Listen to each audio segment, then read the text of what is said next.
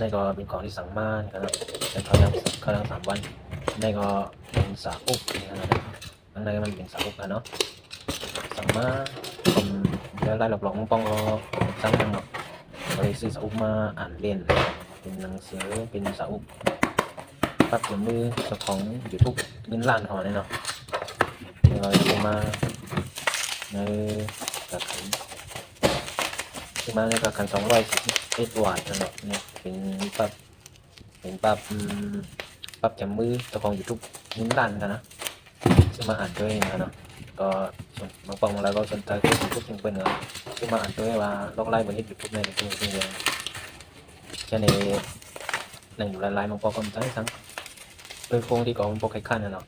ก็เลยซื้อสาอุมาอ่านเรียนในแต่ยูทูบเงินล้านกันเนาะเพื่อใครเฮ็ดยูทูบก็ซื้อมาอ่านนะใครสนใจเฮ็ดยูทูบนี่ก็